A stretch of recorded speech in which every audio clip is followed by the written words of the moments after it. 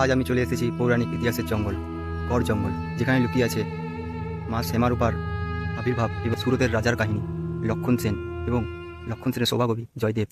বাংলার হৃদয়ে পশ্চিম বর্ধমানের দুর্গাপুরের কাছে বিস্তীর্ণ সবুজ ঘেরা এক রহস্যময় অরণ্য, গড় জঙ্গল, যেখানে গাছের পাতায় আজও ফিসফিস করে শোনা যায় ইতিহাস। বাতাসে ভেসে বেড়ায় দেবীর নাম শ্যামরূপা। শত শত বছর আগে রাজা লক্ষণ সেন এক যুদ্ধে পরাজিত হয়ে আশ্রয় নেন এই অরণ্যে। অন্ধকার ঘন গাছের নিচে দেবীর নামে প্রার্থনা করেন, মা তুমি যদি সত্যিই জাগ্রত হও, এই জঙ্গলে তোমার আসন নাও, আমাদের রক্ষা করো, আমাদের জয় দাও। সেই রাতেই রাজার স্বপ্নে আসেন দেবী।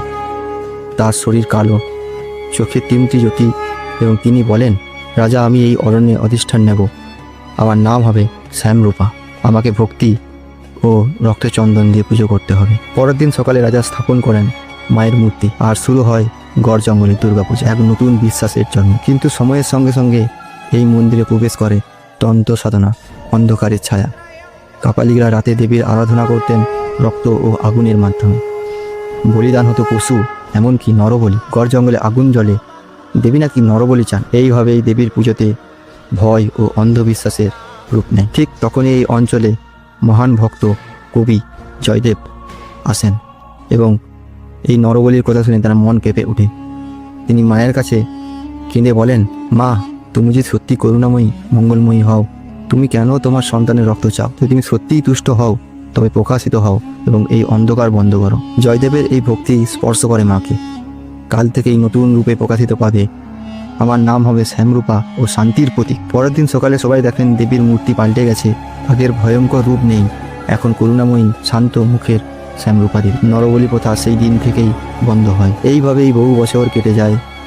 বহু বছর পরে দেবীর একান্ত ভক্ত ইছাই ঘোষ এই অঞ্চলে রাজা হন। তিনি সাহসী, শক্তিশালী, কিন্তু খানিকটা অহংকারীও। একবার শত্রুদের সঙ্গে যুদ্ধের ডাক আসে। যুদ্ধে যাবার আগে দেবী স্বপ্নাদেশে আসেন। দেবী বলেন, ইছাই ঘোষ যেও না, এই যুদ্ধে তোমার জয় নেই, মৃত্যু অনিবার্য। ইছাই ঘোষ গর্বের সাথে বলেন, মা তোমার নাম মুখে নিলে আমাকে পরাজিত করবে কে? আমি এই যুদ্ধে যাবই। পরের দিন ভোরে যুদ্ধ হলো, ইছাই ঘোষ নিহত হলেন। তার মৃত্যুর পর দেবীর মন্দিরে আবির্ভূত হলো এক আলো।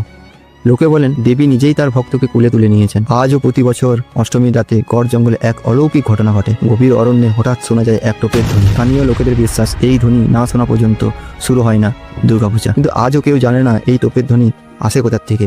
মানুষ বলে ইছাই ঘোষের আত্মা, যে আজও দেবীর আদেশ অনুসারে টোপ দাগি। আজও গড় জঙ্গলের ভেতরে দাঁড়িয়ে আছে মা শ্যামরূপার মন্দির, পাথরের গায়ের ক্ষত। প্রতি বছর দুর্গাপূজায় হাজার হাজার মানুষ আসে, এক বাক্যে বলে, জয় মা শ্যামরূপা। এই কাহিনী শুধু ইতিহাস নয়, এক ভক্ত, অন্ধকার ও অলৌকিকতার মহাকাব্য, যেখানে ভক্তি শক্তি অন্ধকারের জয় করেছে। আর দেবী শ্যামরূপা আজও নিস্তব্ধে এই গড় জঙ্গলে জাগ্রত রূপে পূজিত হয়।